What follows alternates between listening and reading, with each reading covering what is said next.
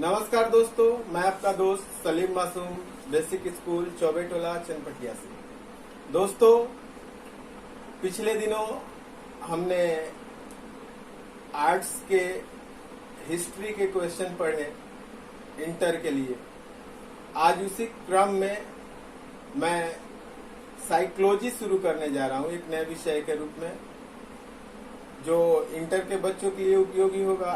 साथ ही साथ जो लोग टीईटी, एसटीईटी की तैयारी कर रहे हैं या डीएलएड या बीएड की तैयारी कर रहे हैं, वो सभी लोग इस वीडियो से लाभ उठा सकते हैं। दोस्तों, आज हम एक नए टॉपिक को शुरू करने जा रहे हैं, ईड, ईगो और सुपर ईगो को। ये ईड जिसे ईदम कहा जाता है, ईगो जिसको अहम कहा जाता है और सुपर ईगो जिसको परम अहम कहा जाता है, ये एक मनोविश्लेषण की पद्धति है और इसके संस्थापक थे सिगमंड फ्रायड, जो ऑस्ट्रिया निवासी थे और इनका जन्म हुआ था 6 मई 1856 को और मृत्यु हुई 23 सितंबर 1939 ईस्वी को। दोस्तों, हम देखेंगे कि मन क्या है। यदि हमसे पूछा जाए कि मन क्या है, तो हम क्या कह सकते हैं? हम ये कह सकते हैं कि मनुष्य के शरीर में उत्पन्न होने वाली सभी भावनाएं, जैसे प्रेम, क्रोध, दया, घृणा, हिंसा, ये सबका समांग मिश्रण जो है वो हमारा मन है। हमारा जो माइंड होता है वो 3 रूपों में देखने को मिलता है। एक चेतन अवस्था, एक अर्धचेतन अवस्था और एक अचेतन या अवचेतन की अवस्था। मैं आपको बता दूं कि कॉन्शियस या चेतन अवस्था क्या है। तो ये वर्तमान से संबंधित होता है।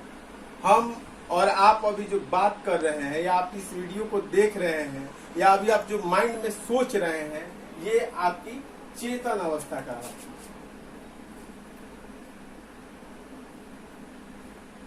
उसके बाद आता है अर्धचेतन। अर्धचेतन अवस्था को समझने के लिए आप उदाहरण ले सकते हैं। सोता हुआ व्यक्ति, वो अर्धचेतन की अवस्था में है। अगर वो स्वप्न देख रहा है तो वो भी अर्धचेतन की अवस्था है। इसीलिए सुबह उठने पर कभी कभी तो स्वप्न याद रह जाते हैं और अधिकांश स्वप्न हमें याद नहीं रहते हैं। तीसरा है अचेतन अवस्था, जो पूरी तरह से अचेत अवस्था होती है, जैसे बेहोशी की अवस्था। कोई व्यक्ति मूर्छित हो जाए, बेहोश हो जाए, तो वो अचेतन की अवस्था है और उस समय उसके डार्क साइड को, जो उसके दिमाग में जो भी चीजें हैं डार्क साइड में, उसको एक्सेस नहीं किया जा सकता। अब हमारे दिमाग में होता क्या है? तो हमारे दिमाग में बहुत सारी बातें होती है, बहुत सारी भावनाएं होती हैं। इसको आप ऐसे समझ सकते हैं कि ये मान लीजिए आपकी भावनाएं हैं, आपके दिमाग में स्टोर किया गया सभी चीजें हैं। तो ये अगर टोटल 100% है तो इसका 1/10, 1/10 चेतन है, जो हमारे दिमाग में अभी लगातार चल रहा है, जिसपे हम सोच रहे हैं, बातें कर रहे हैं, उसको दूसरे से कह रहे हैं, वो है। और 90% हिस्सा जो है वो अचेतन का होता है। और ये जो डार्क साइड है, ये तो डीप डार्क है, ये वाला साइड तो डीप डार्क है, जो डूबा हुआ है। थोड़ा सा जो यहाँ का बचा हुआ है, हल्का डूबा और हल्का ऊपर। ऐसी बातें जो होती हैं या ऐसी भावनाएं जो होती हैं, वो अर्धचेतन कहलाती हैं, जिसको हम बार बार याद करके, बार बार याद करके उसको चेतन में ला सकते हैं और चेतन की बातों को हम चेतन में ला सकते हैं। जैसे एग्जाम हॉल में आप बैठे हैं और परीक्षा दे रहे हैं, आप किसी चीज को भूल गए तो बार बार आप अपने दिमाग पर जोर देते हैं, उसको याद करते हैं, तो वो किससे ये वाले 90% हिस्सा से जो ऊपरी हिस्सा में है, लेकिन वो अचेतन में अभी जा रहा है, यानी अर्ध चेतन की अवस्था में जो बातें हैं वो आपके चेतन में चली आती। अब आप बात समझ गए। आइए अब आगे बढ़ते हैं, ईड, ईगो और सुपर ईगो को देखते हैं। ये जो हमारे दिमाग की अवस्थाएं हैं इससे रिलेटेड है, ईड, ईगो और सुपर ईगो से। ईड जिसको ईदम कहा जाता है, ईगो इसको अहम या अहंकार कहा जाता है, सुपर ईगो जिसको परम अहम या परम अहंकार कहा जाता है। आइए इनको देखते हैं। ईड, ईड क्या है? तो ईड ये भी हमारे अंदर उत्पन्न होने वाली भावनाएं हैं जो जन्मजात होती हैं। कोई बच्चा जन्म लिया और माँ का जब स्तनपान उसने किया तो स्तनपान का सुख उसके अंदर गया, तो वो एक सुख की अनुभूति उसके अंदर गई, वो आपका ईड हो गया। सुख, दुख, घृणा, प्रेम, ये सब पाया जाता है ईड में, और ये तत्काल उसकी संतुष्टि चाहता है। यानी ये चाहता है कि अगर हमारे अंदर घृणा की भावना आई तो हम उसको व्यक्त कर दें, प्रेम की भावना आई तो व्यक्त कर दे। और ऐसा हम बच्चों में देखते हैं कि उनके अंदर जो भी भावनाएं आती हैं वो उसे तुरंत व्यक्त कर देते हैं। तो ये जन्मजात होती है। यह अचेतन मन है। ये जो 90% हमारे मन का हिस्सा डूबा हुआ है, डार्क साइड है, जिसे हम एक्सेस नहीं कर पाते हैं, ये उसी का हिस्सा है। लेकिन हमारे व्यक्तित्व निर्माण में इसकी बहुत बड़ी भूमिका होती है, जिसको हम आगे देखेंगे। आइए अब बात करते हैं ईगो की। तो ईगो को अच्छे ढंग से समझाने के लिए पहले हमें सुपर ईगो को देखना होगा, तब हम इसे अच्छे से समझ सकते हैं। देखिए, सुपर ईगो जिसको परम अहम कहते हैं, ये 3 से 5 वर्ष की अवस्था में व्यक्ति में शुरू होता है। और ये है क्या? तो ये व्यक्ति के व्यक्तित्व का नैतिक कंपास है। ये इसमें नैतिकता देखने को मिलती है, जैसे ऊंचे आदर्श, माता पिता के प्रति भक्ति, भगवान की भक्ति। ये निष्कपट होता है, निश्चल होता है, आदर्शों पे आधारित होता है, ये नैतिक मूल्यों पर आधारित होता है। तो हमारे साथ एक समस्या आती है। ईड क्या चाहता है? ईड चाहता है कि हमारे अंदर जो भी भावनाएं उत्पन्न हुई हम उसकी पूर्ति कर लें। जैसे मान लीजिए कि आपके हाथ में कोई गाड़ी मिलती है, बाइक मिलती है या कार मिलती है, जिसका स्पीड 500 किलोमीटर पर आवर है। तो ईड क्या कहता है? भाई ये 500 किलोमीटर तक चल सकता है, चला के देखो, स्पीड से चलाओ, आगे बढ़ जाओ, आनंद लो।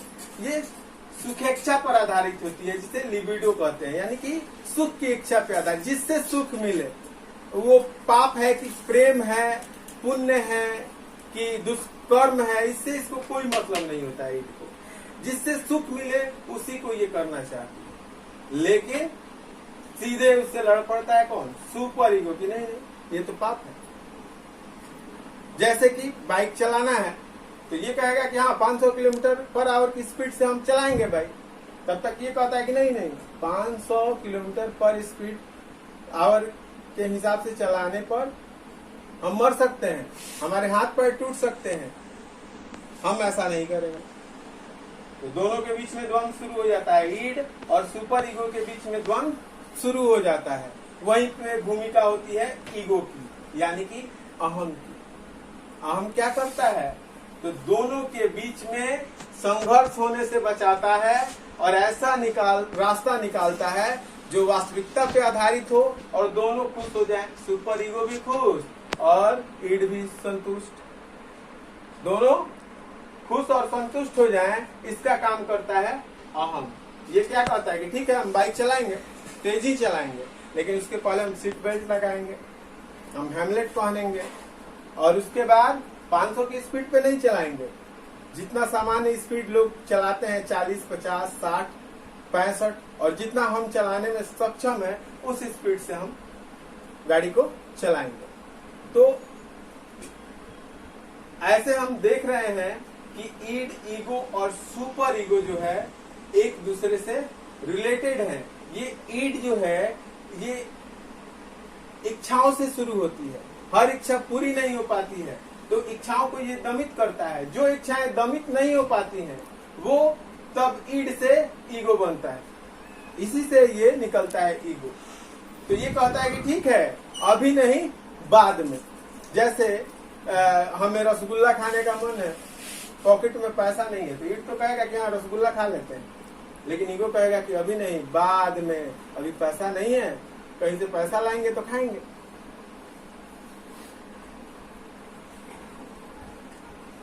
तो ईड ये भी कह सकता है कि चोरी कर लो, पैसा नहीं है तो चोरी कर लो। तब कहता है सुपर ईगो कि नहीं ये पाप है, चोरी करना पाप है। तब ये कहता है ठीक है पाप है, तो ईगो कहता है कि ठीक है पाप है तो पैसा है नहीं, बाद में हम खा लेंगे। तो ऐसे ये ईगो सुपर ईगो और ईड को मैनेज करता है और यहीं से हमारे व्यक्तित्व का निर्माण होता है। जिस व्यक्ति में ईड की अधिकता होगी वो लालची होंगे, चोर होंगे, वो हत्या तक कर सकते हैं, वो यौन हिंसा तक कर सकते हैं, जिनमें उनको सुख की प्राप्ति होगी वो कर सकते हैं। जिसमें ईगो की अधिकता होती है वैसे लोग अच्छे वक्ता, अच्छे कलाकार, अच्छे राजनेता होते हैं और जिनमें सुपर ईगो की अधिकता होती है वो लोग कट्टर प्रवृत्ति के हो सकते हैं, जैसे कट्टर हिंदू, कट्टर मुसलमान या किसी पंथ या संप्रदाय के प्रति कट्टर होना, ऐसी भावनाएं उनमें देखने को मिलती है। तो आशा करता हूं कि आप लोगों को मेरा वीडियो अच्छा लगा होगा। अगर वीडियो अच्छा लगा हो तो लाइक, शेयर और सब्सक्राइब करें, लोगों तक पहुंचाएं और मैं रोज ऐसे नए नए वीडियो आपके बीच लेकर के आता रहूंगा। धन्यवाद।